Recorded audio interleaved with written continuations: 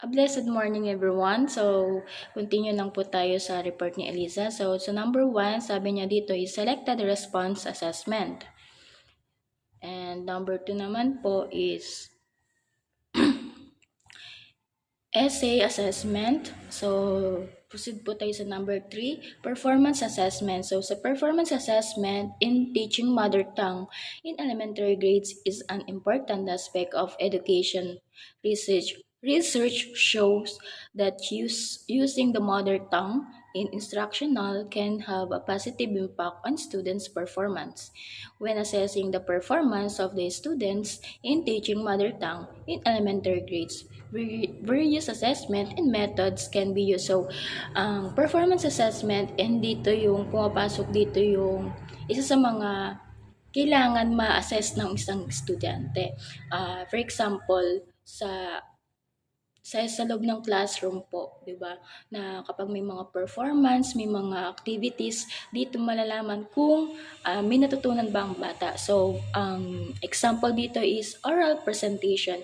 Student can be asked to give oral presentation in the mother tongue where they demonstrate their understanding of particular topic or concept. Sabi ko nga po kanina ay dito natin malalaman yung isang students if may naiintindihan ba siya sa ating discussion, or especially sa elementary, 'di ba, kapag lower LM na yung mga lower grades na yung tinuturuan natin, sometimes hindi agad nakukuha. So, this time, dito sa oral presentation, dito natin ma-assess ang isang students kung may natutunan ba siya, or kung meron ba siyang mga questions, may mga tanong siya, and then may mga hindi ba siya naintindihan. So, dito natin makikita kung naintindihan niya ba yung isang concept or topic ng ating lesson. So, next example, so written assignment. Assignments such as essay, short story, or journal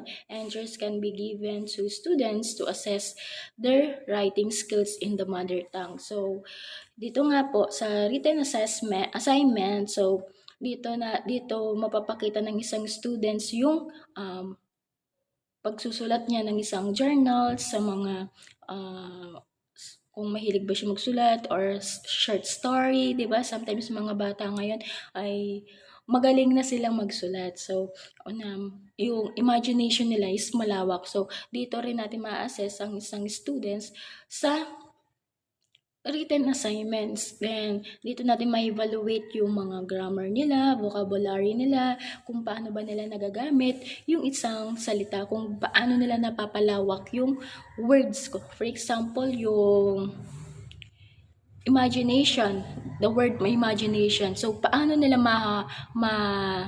mapapalawak yung salitang imagination. So, dito natin ma-evaluate ang isang students.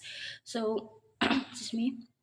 Next example, group discussion. So students can perform in group discussion or debates in the mother tongue where they express their opinions, listen to others, and engage a meaningful conversation. So this is the one of the important for me, yung group discussion, kasi dito na sharean yung bawat knowledge ng mga students. So excuse me. So, dito sa subject ng mother tongue, di ba malawak tong mother tongue. So, may mga iba't ibang mga bata na iba't iba yung mga salita nila. So, yung mga meaning nila sa isang salita. So, dito, mas maganda talaga na na-engage yung bawat isa. And kung ano man yung gusto nilang i-share, kung ano man yung mga conversation na gusto nilang i-open about dito sa gantong topic. So, dito talaga for me is one of the important of assess sa students yung group discussion, kasi dito natin makikita kung meron ba silang, kasi sometimes mga bata na tahimik, may marami silang knowledge about sa mga excuse me, sa mga paligid or sa mga subject. Kahit tahimik sila, sometimes mga students na tahimik, sila pa yung maraming gustong i-share, ganon. So, for me, once again, group discussion is parang ito talaga yung, dito natin makikita yung students na paano natin siya ma-evaluate, gano'n. Excuse me. So, I think this is the last po na example sa number 3. So, performance task. Okay, performance task is can be designed to assess students' application or of knowledge and skills in real life situations. So, sa room natin, no, 'di ba, kapag may mga teachers tayo na magpapa-performance task ako, magpapa ako activity at ako ganito ganyan. So, ano ba 'yan? And so, dito, yung application of knowledge ng isang students, yung skills in real life, di ba? Sa loob na lang ng classroom, di ba? Kapag may mga performance task, kapag may pinapasagot yung instructor natin, teacher natin, di ba? Dito na-evaluate kung may knowledge ba tayo about sa isang topic, especially sa mother tongue. Or example, student can be assigned as to create a presentation, performance, role play, or problem solving using the mother tongue. Paano magagawa 'yun? For example, sa create a presentation ng isang role play. Kunwari yung ah, isang sistema ng isang kabataan ay may iba't ibang salita. Paano nila ma-perform yung isang ganong situation? So, excuse me po. So, doon yung mga example ng performance assessment. First, oral presentation. Second, written assignment. Third, group discussion. And fourth is performance task. So, mag-proceed po tayo sa number 4, personal communication. Personal communication plays a role in a teaching mother tongue in elementary grades. It involves establish a strong connection between the teacher and students, create a supportive and engaging environment. So, personal communication is isa sa mga kailangan to ng isang teacher to students. Sabi nga ni Ma'am Yuya, dapat meron kang personal communication sa students mo. For example, nasa loob ka ng classroom or yan na yung prof mo, 'di ba? So, ikaw na yung term mo na magturo, pero yung mga students mo wala pa rin. And then, sabi din nga na, nakita ko si ma'am ganto ganyan, si madam ganto ganyan, ayaw ko pumasok. So, it means wala kang personal communication sa students mo at ayaw kanyang pasukan. So, ito talaga yung mahalaga sa isang teacher na meron tayong communication to students.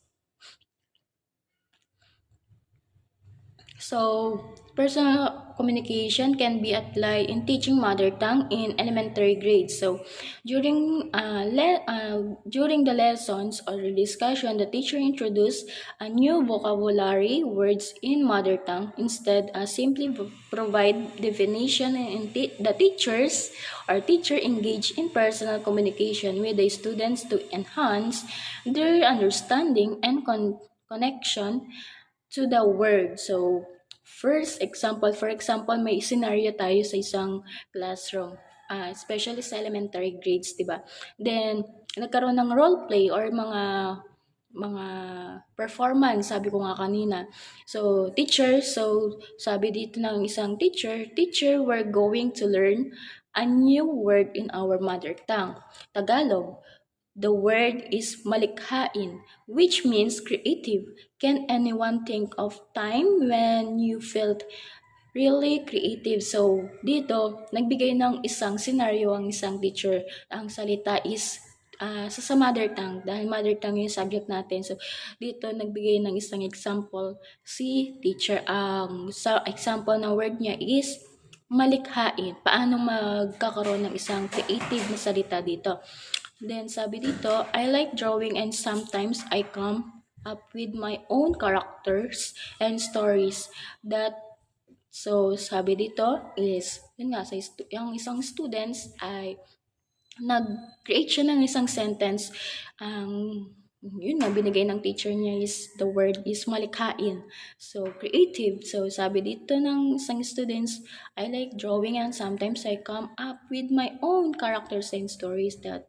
So, sabi dito ng teacher says, That's wonderful, student. Draw creating your own character, show your creative. Anyone also, yon nagtanong ang teacher, nagtanong sa mga students. So, yun nga, nagkaroon ng isang performance task, di ba? Nagkaroon ng mga communication. Kasi without communication sa isang students ay hindi mo makukuha talaga yung load. Kasi one of the important sa elementary grades ay makuha mo yung attention nila. And itong teacher na to is nakuha niya yung attention ng mga students niya sa isang activity, sa isang scenario na performance na salitang marikain lang, or which is the creative. So, dito is kailangan talaga, need talaga ng isang teacher na ma-engage or makuha yung attention ng mga students. So, being engaging in personal communication, the teacher encourage students to share their experience and ideas related to the vocabulary word. So, yun nga, na dapat na i-engage yung isang students, and yung personal communication ng yung teacher is andoon at yung encouragement niya sa mga students niya, at yung mga experience niya and yung mga ideas niya sa and then nagagamit sa vocabulary words niya. Then sabi dito is this not only helps deepen their understanding of the word, but also create sense of connection and relevance to their own lives. So, yun nga, hindi lang malalim na pagkakaintindi ang isang salita, kung hindi ay nagkakaroon ng isang connection and relevant sa personal na buhay na rin.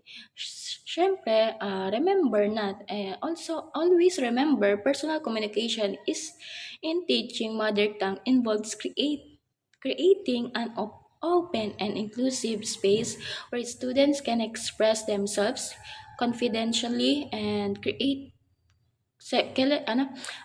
celebrate their language and heritage. So, yun nga, mother tongue.